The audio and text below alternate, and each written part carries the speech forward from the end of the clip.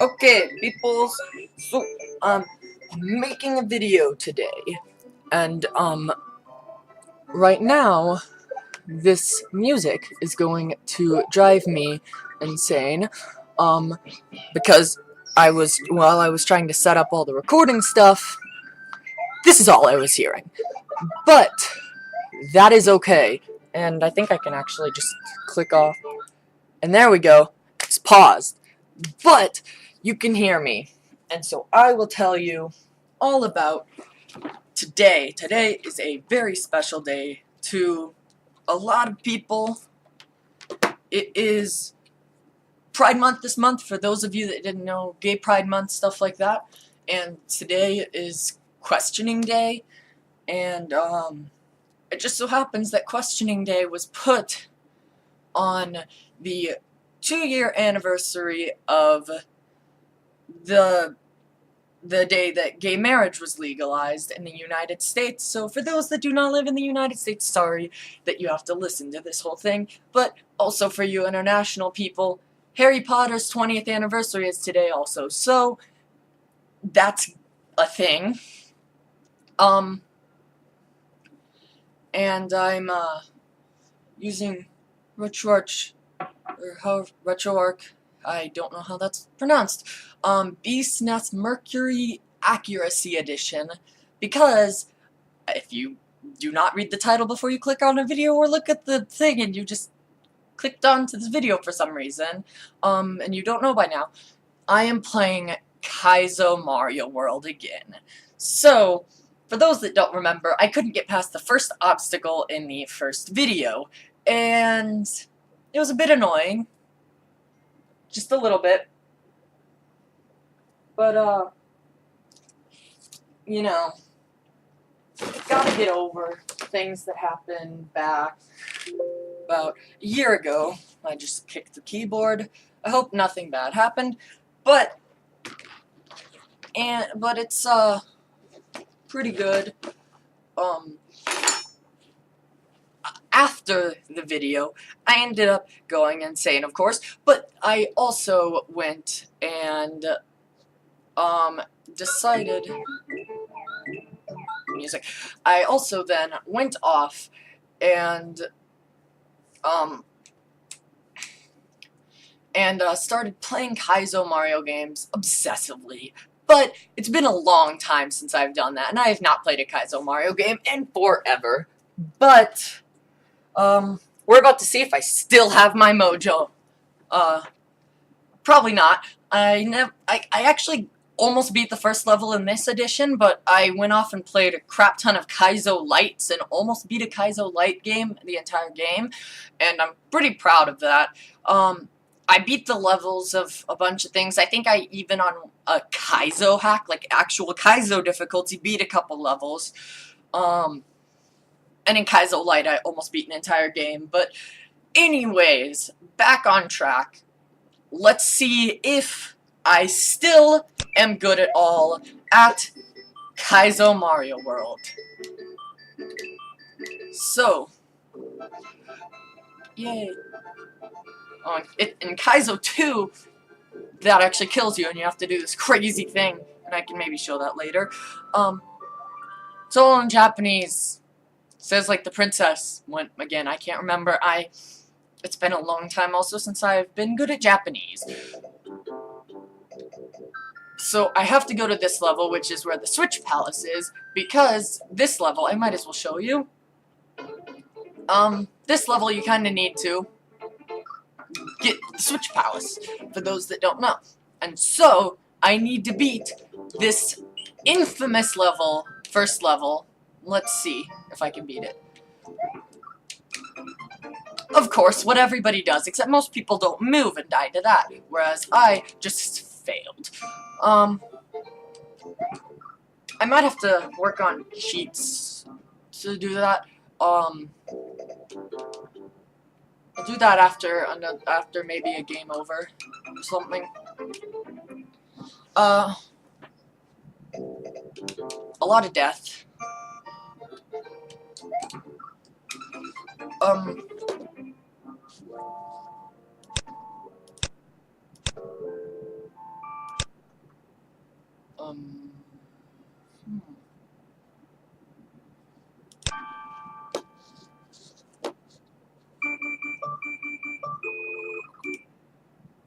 Oh, okay.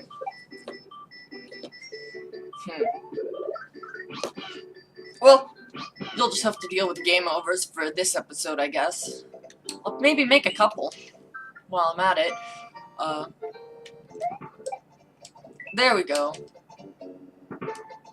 This controller is also different than the one I've been using, so I'm just gonna blame it on that right now. But nope, nope, nope.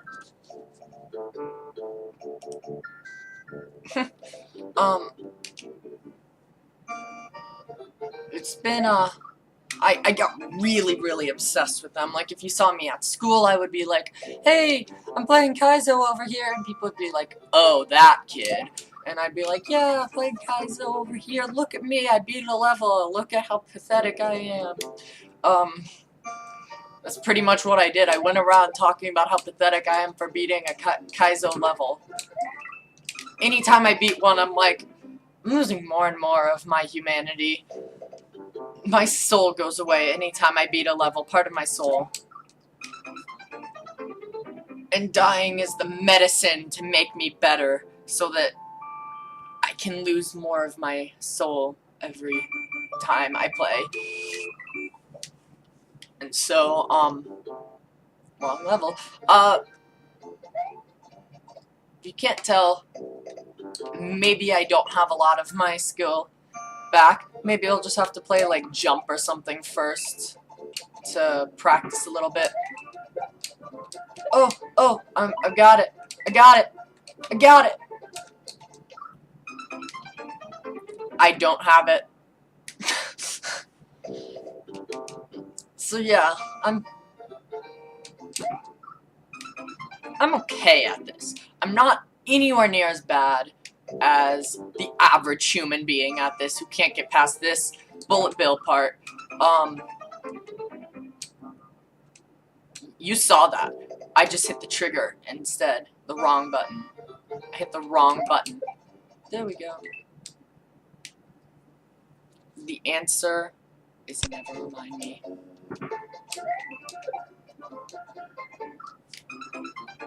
Curse you!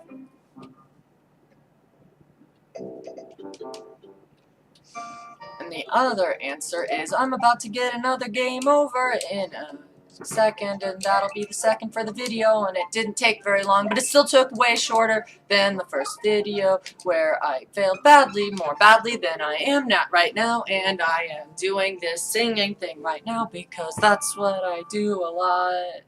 Yeah. So yeah.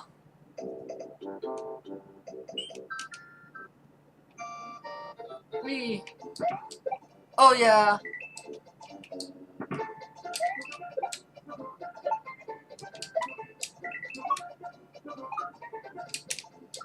This controller is weird. I'm like not prepared for this next part because I have to like hit the B button, which is in a slightly different position, and normally it would be it's confusing. This is like this Logitech controller is weird, and it like has a different feel in my hand and stuff. Previously I'd been using a PlayStation controller. This Logitech one is so different for a long time, and well, whenever I was like playing it at school, I was using a 3DS that had been basically the equivalent of jailbroken and stuff. Third game over.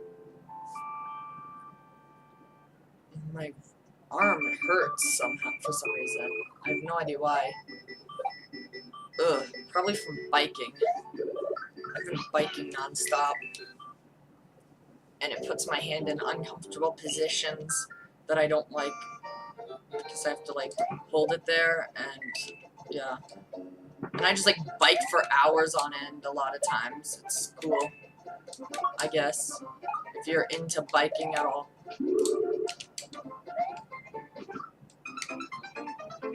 So as you can see, I have a little bit. You can tell that I used to play this or something, but that I kind of haven't played in a very long time. Oh yeah, don't you love whenever you don't have to do any. Yeah, there's like 5 pixels there for a few frames, and you have a very small window. It's great. Kaizo games are great. I need to get back into them.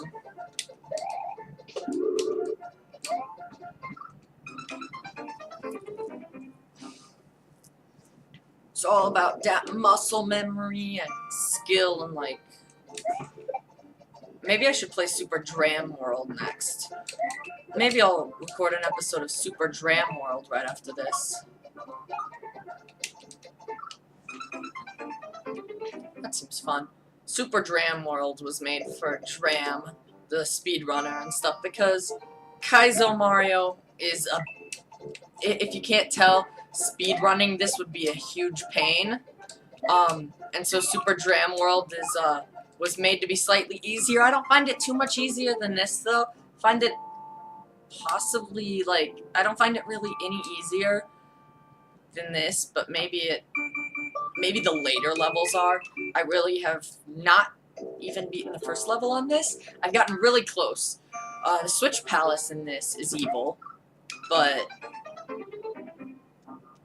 the Switch Palace is evil. It's still the easiest level in the entire game. This one is not at all the easiest level in the entire game.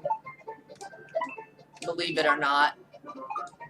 There's quite a bit of levels easier than this. This is just kind of like a middle-of-the-road type thing. And I've gotten to the checkpoint in this level before, so I have no evidence to show that, but just believe me. You can talk to the people who watched me lose my soul slowly at school. Which is pretty much everyone out there. And you can talk to the person that I made a Mario Maker level and I gave it to them. Except I only have the 3DS version, or else I would share it with all of you guys so you guys could see my level called Trump's Border Security, and it's basically like this. But it's nowhere near as bad as my level Going Insane that took me like 3 or 4 weeks to beat. Trump's Border Security took me maybe like a few days, but so it wasn't that bad.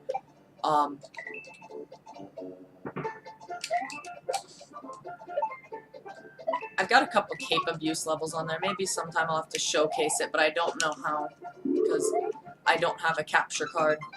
I'm doing really bad at this. Okay, focus. Got the first obstacle. I pressed it to jump. Little PB and Jeff reference.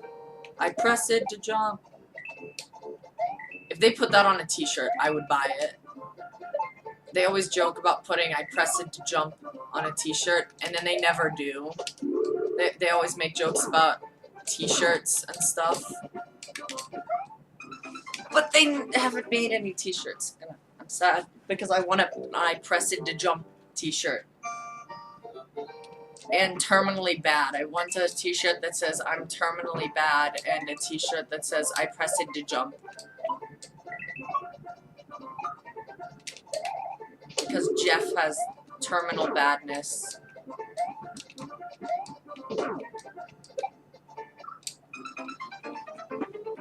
Hey, I got further.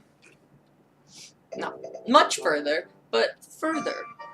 And this game is all about slow but steady progress. Whee.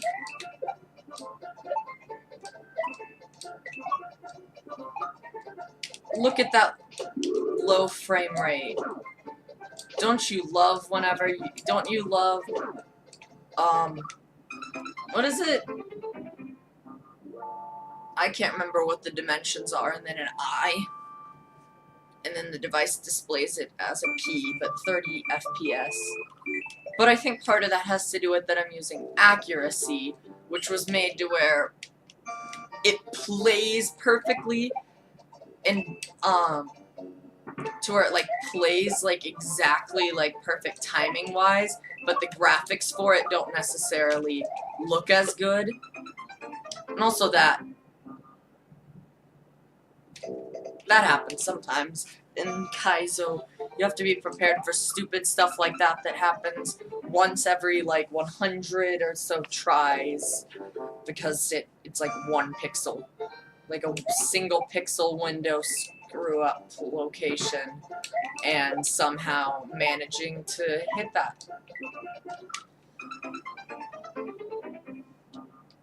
And also managing to fail in the easiest part of the entire game, which is this bullet bill jumping part. Not the first part. The first part is not super bad. There was one of the ROM hacks I played.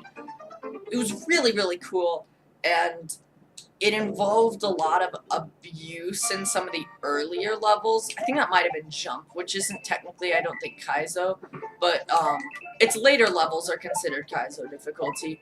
I think I got to like World 5 or something like that before the whole thing with like my 3DS homebrew stuff having a screw up.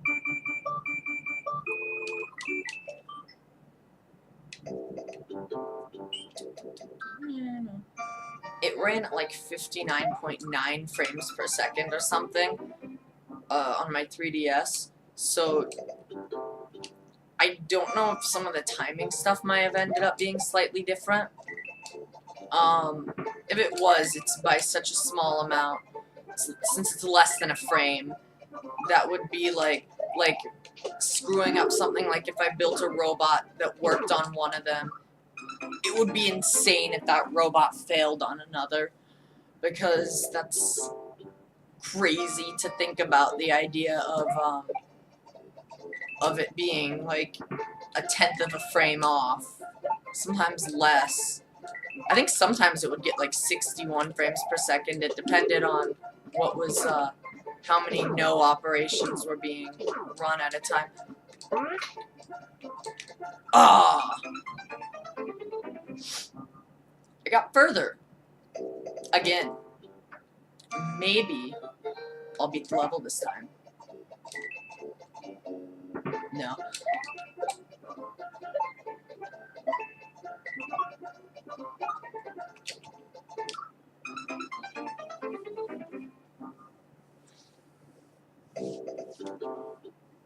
But yeah, I really played the heck out of Jump. Janked up Mario Party. It was fun. That's the one that's like hard difficulty, and it gets to Kaizo Light and later levels, but I got to like World 5 or something, so I'm not sure if I think it did start to get into these Kaizo Light difficulties and stuff. One that I really liked, and I beat a few, like I think 2 levels of, was Bonsai Mario World, and it was one of the ones that used some clever gimmicky level stuff. Like in the first level, it was like Mario was poor and you had to collect every single coin in the entire level to beat it, and it was really cool and stuff, and like really well made. I highly recommend it if you're into it.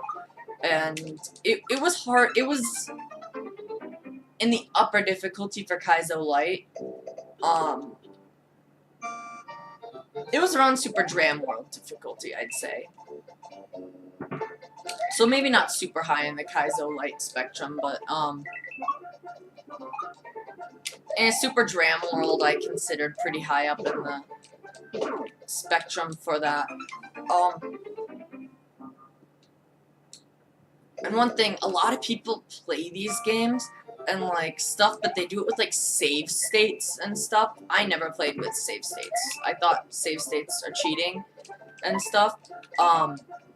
This was made to be played with no save states, but with infinite lives.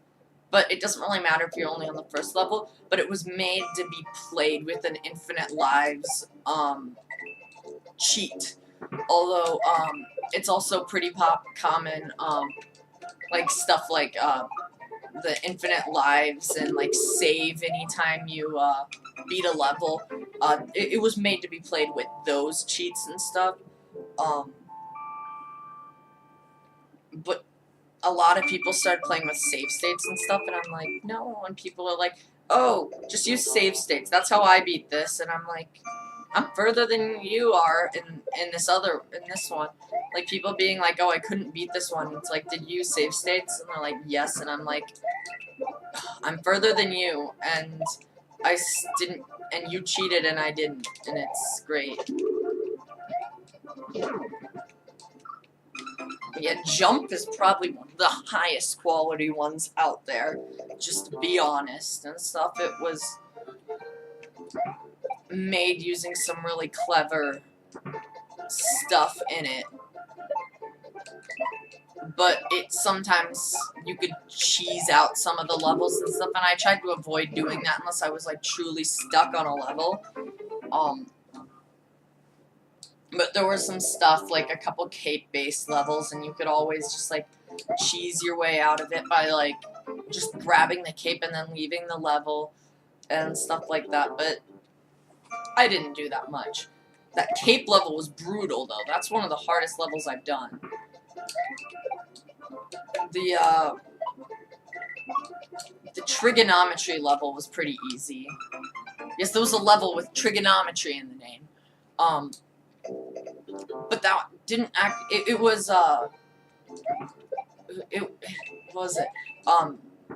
basically those like blocks that you could pick up and stuff, and there were a ton of magic Koopas, and it was like entirely made of the blocks that you like pick up to throw, and those blocks that you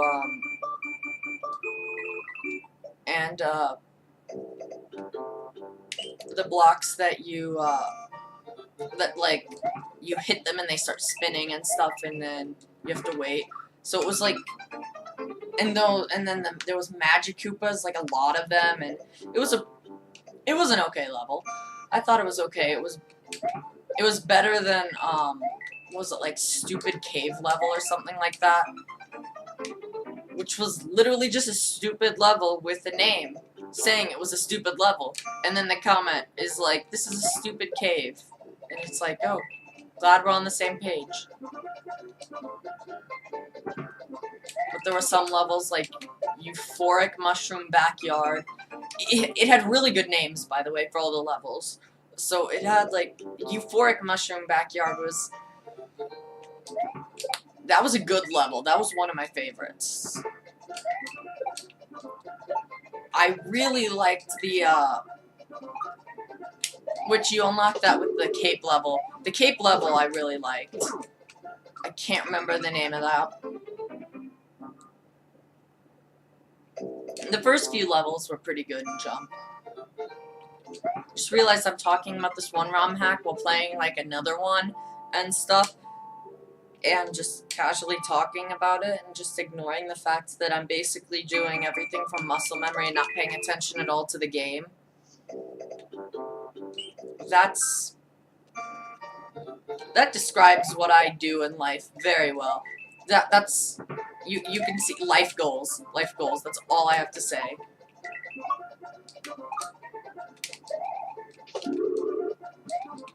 Maybe with hours of practice, you too, boys and girls, can get to the halfway point in Kaizo Mario, like I'm trying to do and failing.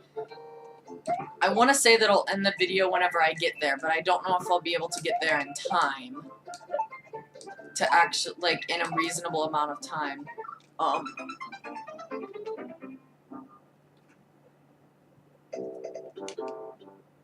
Maybe whenever I get to the Paragoomba part.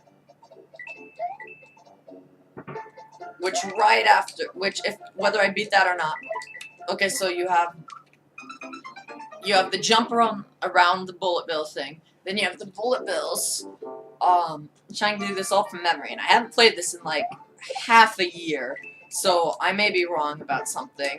But it then goes into it goes to this clapping chuck thing. So the two Goombas, not Goombas. So the two flying red Koopas. And then immediately after that is the, like, clapping chuck, no, charging chuck thing that everything is, all the chucks so far that I've talked about are charging, not clapping, chucks. And then it has, right after that, like, you have the jump thing with the 2 flying Koopas into that one thing with the 2 charging chucks on the 1 block thing, on the 1 block platforms, into a Paragoomba, which slowly goes down, and you have to do it while it's, like, just barely off screen, and, like, it's a really well made part. This game is well made.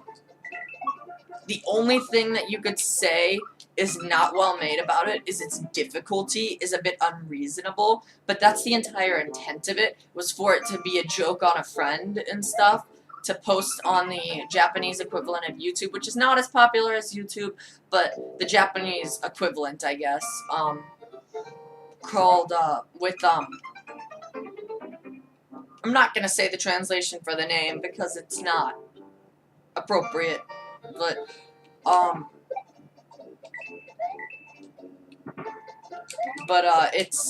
it was pretty good. And the person was actually, like, did really well, and then after the whole, like, joke with the friend and stuff, a bunch of people on the internet were like, ooh, I want to create levels of that difficulty. I want to waste my life away too, and so it became a trend to post things like this on, SMW Central, and so a whole bunch of other ones came out, and then Super Dram World came out, and there's like 3 Kaizo games. And second one, the first level of this one, versus, out of all the first levels, 2 is the hardest, has the hardest first level. Yes. Out of all the first levels, 2 is the hardest. This one or 3, well, of course this one or 3 would be the easiest. I honestly don't know. 3 is a bit weird first level, but this one's like a really nice, iconic level, and I'd say it represents the whole genre of Kaizo, like, incredibly well, and it's just overall a really well-made level and stuff. 3 is less iconic, and a lot of people don't even realize that there's a Kaizo 3, but I'd honestly say, if you're into this kind of thing, you probably would know. Although Kaizo 3 is a lot of people know about Kaizo 2. Kaizo 3 not so much. Kaizo 3 is not very popular. Whenever I searched it up, the top thing was that, like, Super Mario Bros. 3 ROM hack, the Super Mario Brothers 3 Kaizo, and that one I started to play, but, like, one of the harder, but I couldn't get past the very first beginning of the level, the very first level, but I don't really play Super Mario Brothers 3 very much. The furthest I've ever got, I've never beaten Super Mario Brothers 3, I've only gotten, like, halfway through World 8, that's as far as I've gotten before, but I own a cartridge on the console, and I play it on occasion, and me and my cousin are probably gonna need to sit down, said we, at some point, we'll, like, sit down and just, like, play that game all day, and, like, try and beat it and stuff, no warps or anything like that.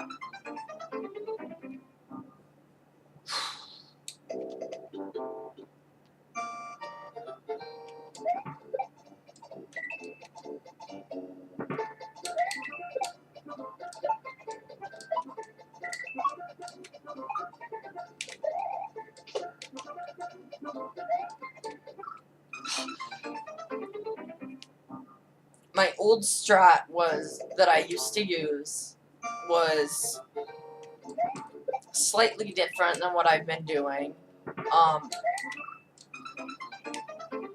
The very beginning I did it with a different method, because I would start running away, jump, and then immediately start running towards the bullets and bounce on top of them pretty early on in their thing. and then I hit the side of the block up there. I'd sometimes do that, though. I do the same thing here as I've been doing. I mean, I don't think there's really any other way. But and this, of course I did it the same, because there's really only one way to do it. But the charging chucks give you the most options out of that one. That part gives you the most options out of any part in the level.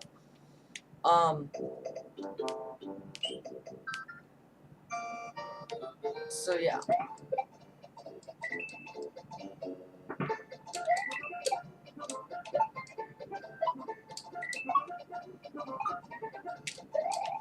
Oh yeah.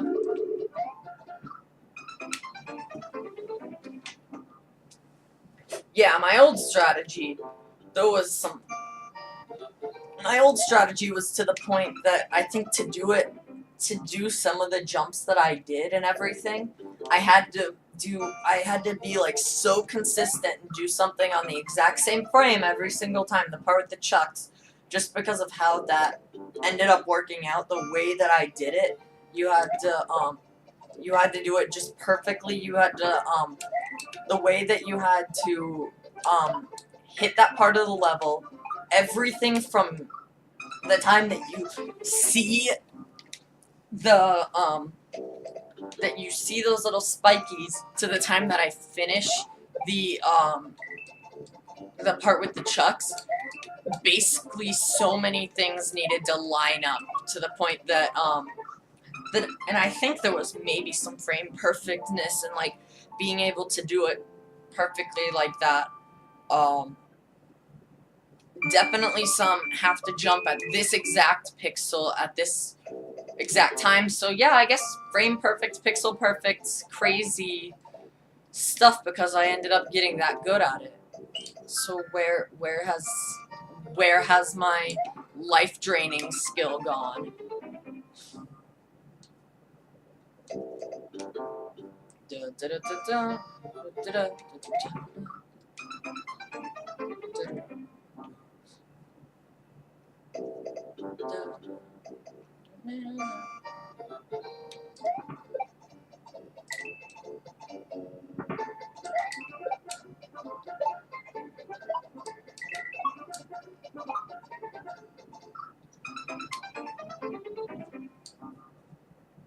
I don't know if you notice, you can see I actually move while I'm under the level because of just how it's made.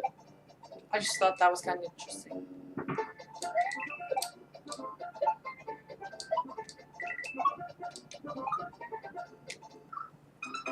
Yeah, in Mario Maker I've made some amazing levels and stuff, but I made them so of course I'm incredibly biased towards it. So I don't know.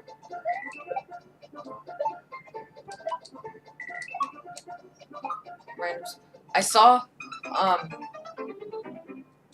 I saw the Cars 3 movie. Whenever I heard that they were making a 3, I'm like, they're doing this to redeem themselves from the awfulness that was Cars 2. And I said Cars 3 was gonna be good, at least as good as the first one, maybe better, and I was right. The new Cars 3, is really good. Like, it's on par with the first one, maybe better.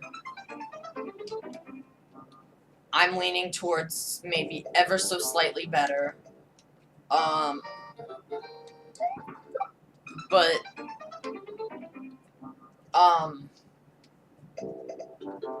it's good. I'm not gonna spoil anything, but the ending is better than I ever thought they could have made it, and was not what I was expecting to happen. But yeah, if you haven't seen it because you thought Cars 2 was bad, if you're a fan at all of Cars 1 movie, you need to see it. It's amazing. I highly recommend it.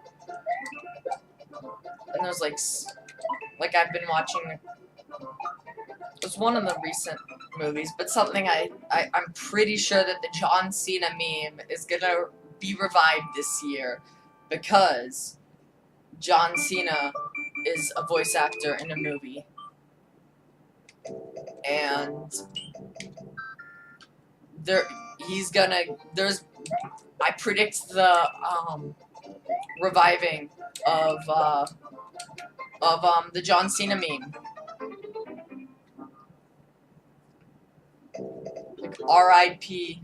John Cena was a thing towards the end of 2016, but I predict that by the end of 2017, the John Cena meme is gonna make a return, and maybe it's gonna be a totally different John Cena meme, just making fun of the fact that it's returning and stuff because of the movie. But yeah.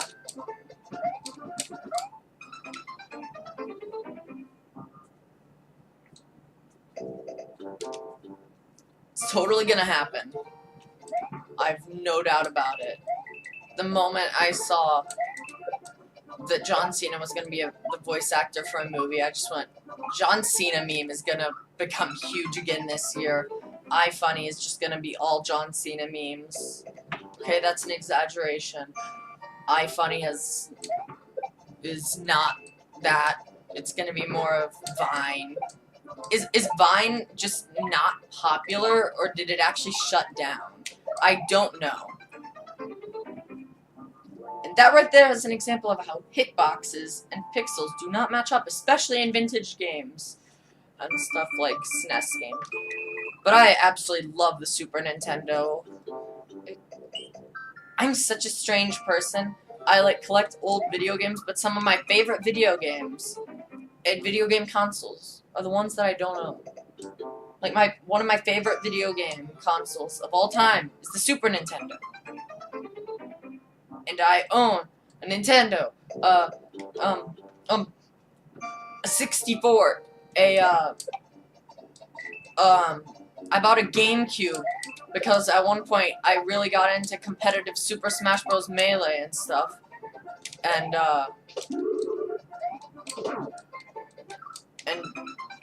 I got pretty good at that. I guess I really have I'm basically into those, like, hardcore, you have to dedicate your life and soul to this game to enjoy it at all type games, like Kaizo, Fire Emblem, F-Zero, games like that. I still play F-Zero GX a lot. It's amazing. F-Zero GX is one of my favorite games out there, but I don't own a Super Nintendo. My favorite game of all time, though, is Fire Emblem Thracia 776. I absolutely need to play that game here sometime. It is superb, but it's the hardest game I have ever played, and I'm on level 4 out of probably like 20 or 30. Yeah. Although in the one that I'm on level 4, on the one that I'm on level 4 in, I made some pretty critical mistakes early on in the game, having to do with the way that EXP was distributed that made it pretty much to where I can't beat level 4, I think. Fire Emblem games are notorious for that type of thing. Such a way that you pretty much, it's way easier than you think it should be to absolutely screw yourself over pretty early on in such a way that you will not ever be able to beat the game. Fire Emblem is notorious for that type of game, for being that type of game.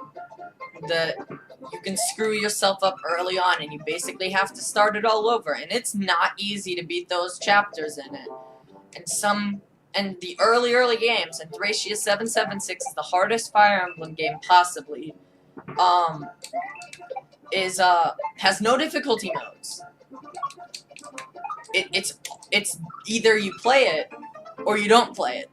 That's the difficulty modes. Rip your hair out difficulty. Literally. I think I've done that before when playing it. Rip your hair out difficulty, or just don't play it and save your blood pressure levels. Maybe go play a more casual game like Fire Emblem 7 or Fire Emblem Awakening, or Sacred Stones. You know, a casual Fire Emblem game like that. Fire Emblem Fate's Birthright. One of those casual games. And basically I'm just listing the most casual of Fire Emblem games. Binding Blade was pretty good. I didn't play it very much at all. I really only played the first level, and I remember enjoying it. Roy is awful in that game. He's unusable. He's the only lord in all of the Fire Emblem franchise to be not possible to, like, solo the game with, I believe.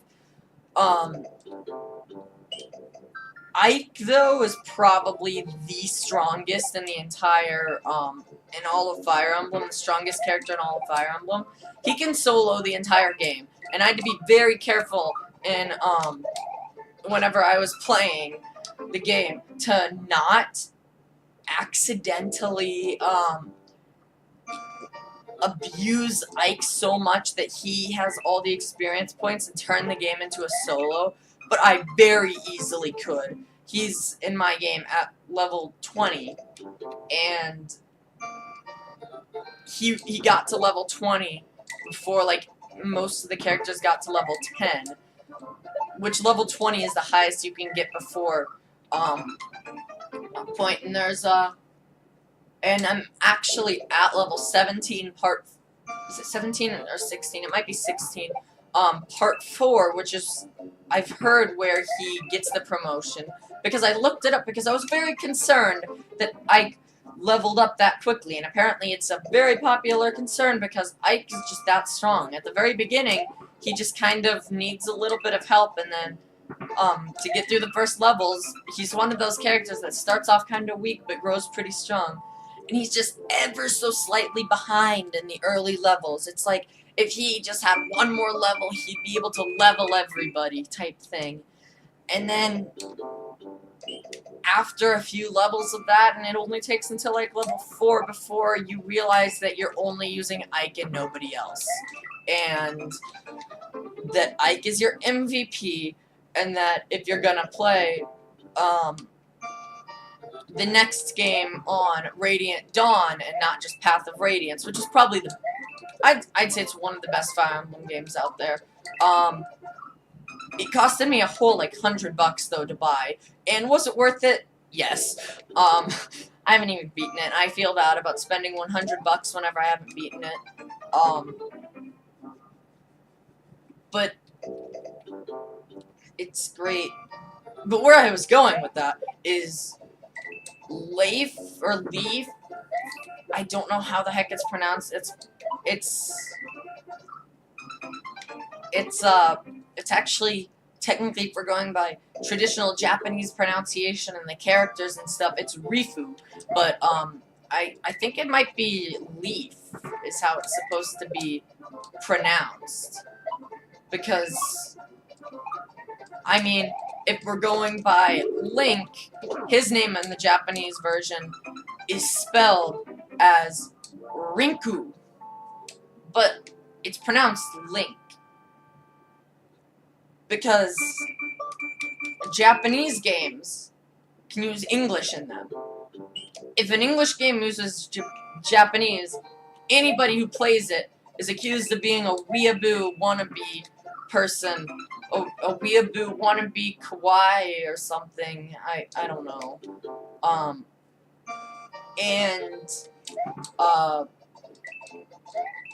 And so, but in Japan, you can get away with having, like, both English, like a hybrid of English and Japanese and stuff, because, you know, America's really the only place where where it's rare for, where people are, where it's, like, seen as, like, this, like, cool, unique thing for someone to be bilingual, whereas in other parts, it's like, what do you call someone who knows two languages? Bilingual, trilingual, three languages, trilingual, one language, American. Like that's pretty much how it works. If you live in America, you speak one language. and maybe you take a foreign language in school, and a lot of schools require that, but they don't actually end up teaching you anything, and if you actually got in a conversation with someone in that language, you'd be like, what? Unless you go the whole, like go through, like, AP in, like, high school, and, like, or, like, do it, like all the classes, all the years in college, or something like that.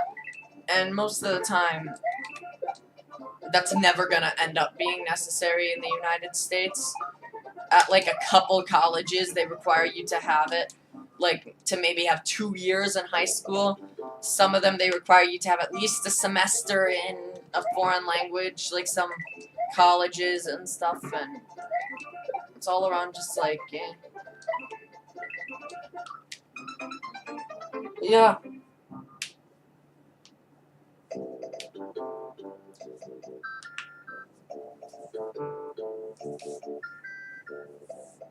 Good, I guess. And on a side note, I guess I bought a new guitar amp. It's really cool. I paid the extra money to get the limited edition that literally just looks different, but is identical other than that. But it looks cooler, and if I ever decide to sell it in the future, it's gonna sell for a lot more money since I got the limited edition. So in the end, I think it's right. And not like, what's the name of that Green Day song?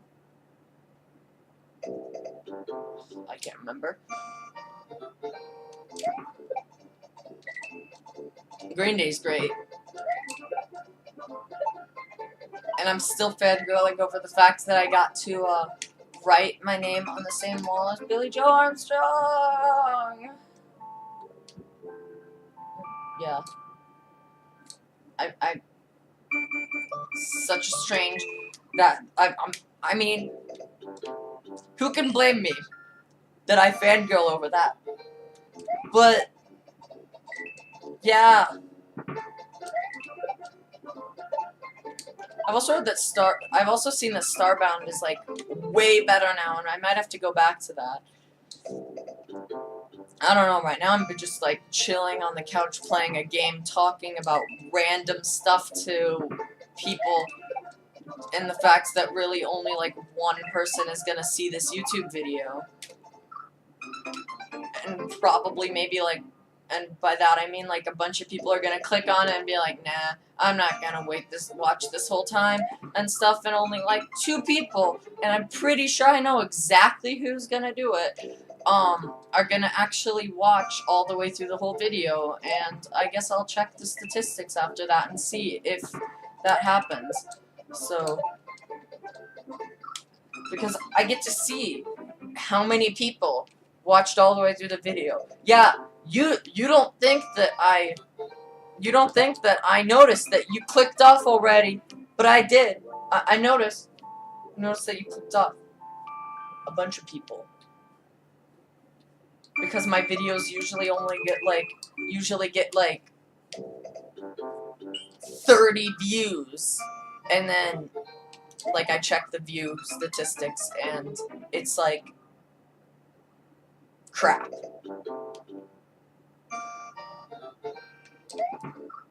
Like only, it's like, yeah. It's like I check it and it's like, oh, okay, like 1 person watched all the way through the video, and by that I mean they watched 97% of the way through the video because they clicked off at the last second. And yeah, I'm surprised that the Minecraft Sticks on the Ground video has amazing statistics somehow. It's my most popular video. If you just look at views, you're gonna see that my first video, the Mistcraft Mod Showcase, in which I completely screwed up and forgot exactly what to do the entire time. I totally forgot. I'm like, wait, how does this mod work right after I did it? And,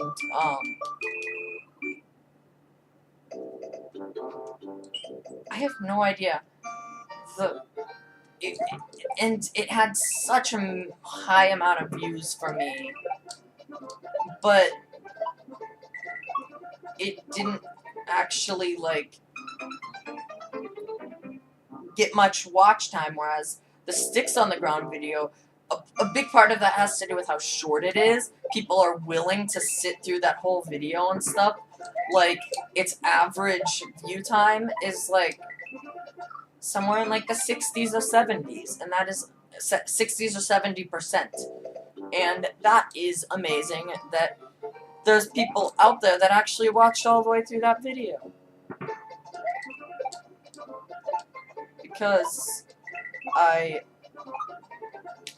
basically went, huh, because I think I saw it somewhere. I saw some of that, and I'm like, okay, how do you do that? And then I looked at a sign and went, that goes above a block. And then I went, wait, can I put carpet on it? And so then whenever I played Minecraft with, like, my next door neighbors and stuff, and we played Minecraft for, like, hours, I ended up, oh, maybe it is displaying an eye, because I just looked away and it's, like, all blinky and stuff like eye. Like an eye thing would. That's cool, I guess. I don't know. What was I saying? We played it and they got obsessed with it, and pretty much every single carpet that they had a sign under it. So, that's a thing. The tree one, I guess, is pretty useful. Were those the only two I made for the Minecraft map making? Maybe. I don't know. I don't remember enough about it. I've started so many series and then never finished it. I'll have to go back to F-Zero Maximum Velocity. I got really good at that. I also obsessively played that at one point because I was obsessed with F-Zero GX, and I'm like, I'm bored. I want to play F-Zero GX, but I'm at school. What am I gonna do? I only have F-Zero Maximum Velocity here. And then I'm like, okay, whatever, why not play that? And then I started playing F-Zero Maximum Velocity. There we go. See those clapping? They're clapping chucks.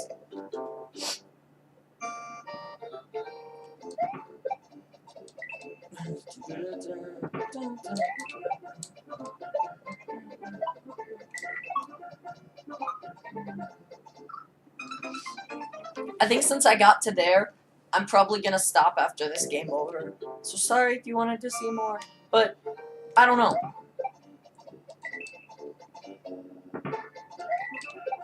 I don't know, I'm just a strange person. I'm... Oh yeah.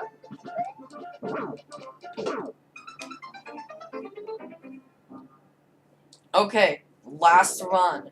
I better make this good.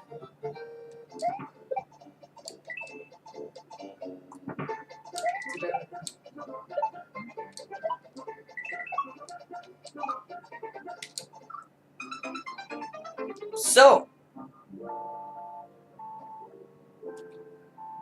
that's where I'm ending for the day. Have a nice day, all you fabulous people out there.